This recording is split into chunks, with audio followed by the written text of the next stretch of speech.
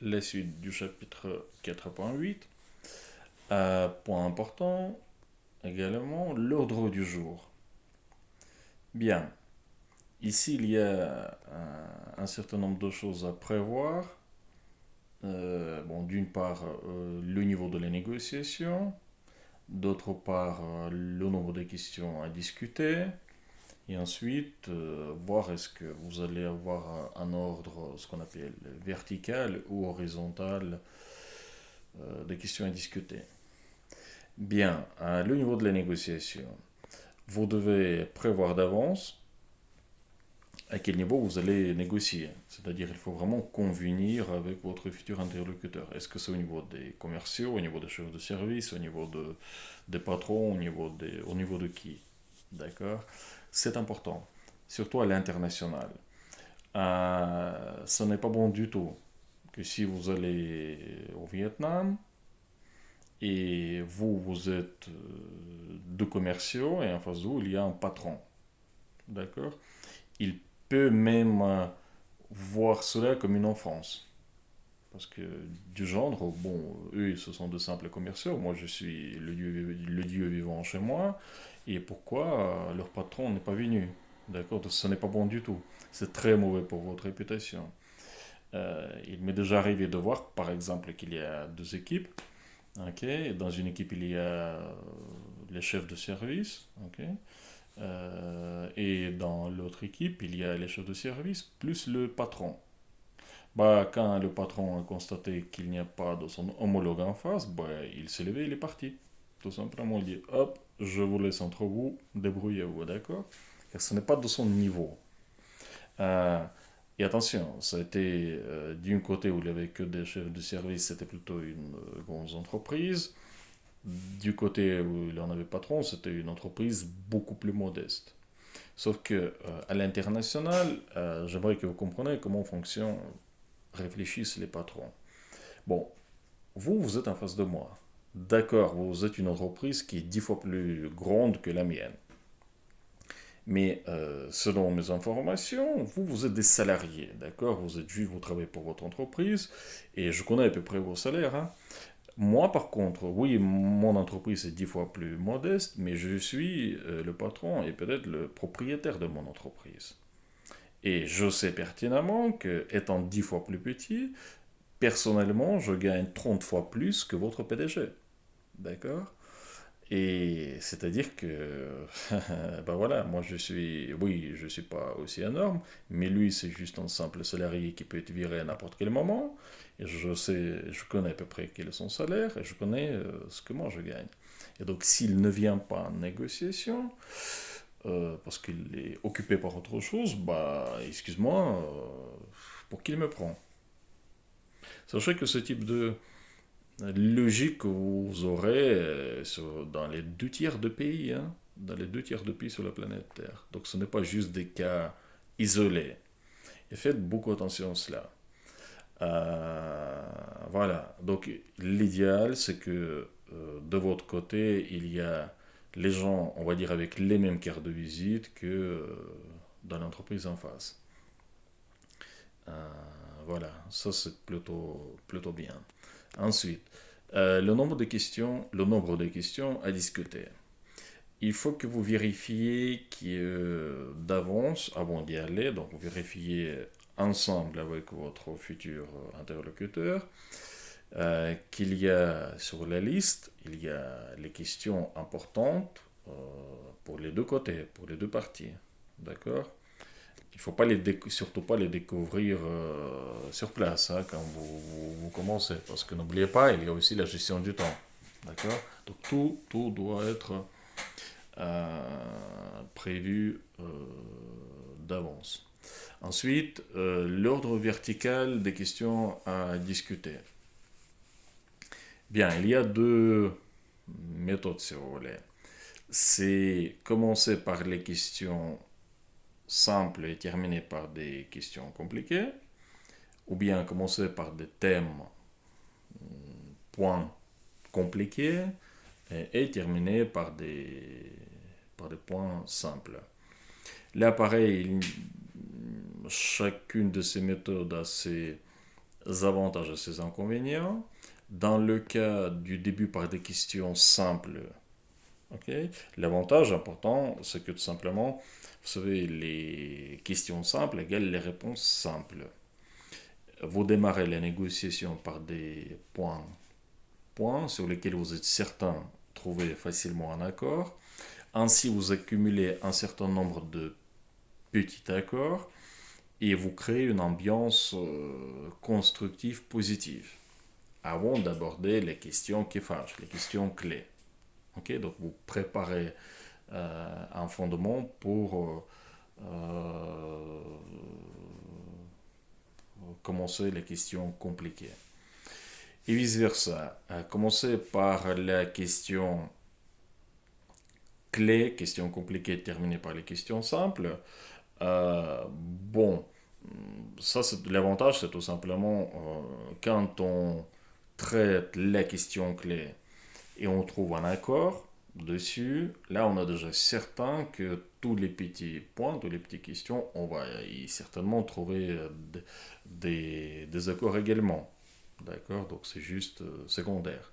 Donc on trouve un accord sur les questions clés, tout le reste ça passe tout seul. Voilà. Donc il n'y a pas de bonne ou de mauvaise réponse, il est juste voir lesquelles des deux possibilités vous allez choisir. Ensuite, toujours dans l'ordre du jour, euh, l'ordre horizontal des questions à discuter. Enfin, on peut entre guillemets, hein, vertical horizontal, vous pouvez appeler ça comme vous voulez.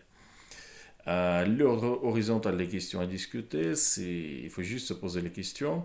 Est-ce qu'on aura un ordre parmi les questions ou pas? D'accord. Est-ce que ce sera très structuré ou déstructuré? Bon, en vrai dire, c'est même pas la question à se poser, à vrai dire, c'est culturel. Il y a la manière occidentale et la manière orientale, si vous voulez. La manière occidentale, c'est de discuter une question après l'autre. D'accord. C'est quelque chose de carré. On a 10 questions à discuter. On commence par la question 1. On la traite. On trouve un consensus. Hop, on passe au point 2. On trouve un accord dessus. On termine. On passe à la question numéro 3. On ne passe pas à la question numéro 7 avant de trouver un consensus sur la question numéro 6. Ainsi, quand on arrive aux 10e question, on trouve un consensus et on fait le résumé de tous les 10 petits accords qu'on a vus, et donc l'ensemble fait le tout. D'accord. C'est quelque chose de très structuré, très carré. Mais sachez que ce n'est que la manière, la méthode occidentale. Il y a la méthode orientale qui est très différente. D'une part, il n'y a pas d'ordre on sait qu'il y en a des questions, mais il n'y a pas d'ordre de questions. C'est-à-dire, au Japon, vous pouvez traiter les questions numéro 1, ensuite les questions numéro 2, ensuite les questions numéro 8, et ensuite les questions numéro 4. Euh, voilà. Mais pire encore, que euh, si à l'Occident, comme je disais, on trouve un consensus, on met le point sur les questions numéro 3, on passe à la question numéro 4, car on sait déjà de quoi est fait, qu'est-ce que nous avons gagné ou perdu sur la question numéro 3. À l'Orient, c'est beaucoup plus compliqué, car les gens en face, en traitant la question numéro 3, vont passer à la question numéro 4 ou tout de suite 8, sans vous donner leurs avis sur les questions que vous venez de voir, les questions numéro 3. Ok, ils vont juste se pencher la tête, ok, mais ça ne signifie pas que oui, on est d'accord avec ce que vous dites, ça signifie tout simplement, oui, c'est bon, nous avons traité cette question, on passe à autre chose. D'accord. Ainsi, les Occidentaux d'ailleurs détestent cette méthode car ils sont complètement dans le brouillard jusqu'à la fin. Imaginez, ça va encore si ça dure juste une demi-journée, une journée, et non pas une semaine, la négociation. C'est-à-dire jusqu'à la fin du processus, vous ignorez complètement ce qu'ils ont dans leur tête. D'accord. eux, ils vont vous donner le résultat de leur réflexion seulement quand ils verront l'ensemble des questions. Bon, les Occidentaux, pour cette raison, les considèrent un peu, pas malhonnêtes, mais un peu flous et un peu, bref, pas clairs, d'accord? C'est un peu des brouillards. Pour eux, c'est pas une méthode occidentale. Est-ce que c'est plutôt négatif ou plutôt bête, si vous voulez, de négocier ainsi, comme ils le font, à l'Occident ou pas? Bah non. Je dirais même c'est très intelligent de leur part. Regardez la différence. À l'Occident, comment on négocie? Comme je disais, on traite les questions numéro 5, on trouve un accord, hop, pré-accord, on passe les questions numéro 6. Le problème, c'est que quand on passe à la question numéro 8, il se peut que la solution à la question numéro 8 change votre point de vue et les réponses que vous avez données sur la question numéro 2. D'accord? Dites, ah bah si c'est ainsi, alors là, on verra ça autrement. Et le problème, c'est que vous ne pouvez pas vraiment revenir en arrière. C'est pas sérieux. Vous ne pouvez pas dire, ah bah, si on va faire ainsi dans la question numéro 8, dans ce cas, je retire tout ce que je dis sur la question numéro 2. Hein, je reprends mes paroles. On est bien d'accord, ce n'est pas possible. Donc là, on est obligé un peu de trouver des arrangements, mais c'est plutôt désagréable, d'accord? Et c'est pas bien. Maintenant, regardez à l'oriental, comment ils le font. Eux, ils discutent les questions numéro 4, ils trouvent, eux, quand ils vous disent, OK, on a vu, on passe à la question numéro 5, dans leur tête, ils ont déjà une décision, ils savent exactement quelle est leur position dessus. Mais ils l'annoncent pas. Car quand il arrive à la question numéro 8, il se peut que leur solution à la question numéro 8 doit modifier complètement leur point de vue sur les questions numéro 5 ou 4. Et ça, ce n'est pas un problème pour eux, car pour l'instant, ils ne vous ont rien dit. Vous voyez?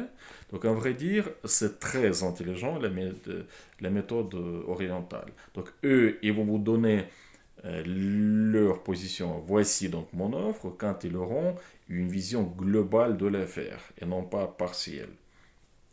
Voilà. Donc, on peut déduire donc que la méthode orientale est même plus intelligente, si on peut le dire ainsi, que les méthodes occidentales.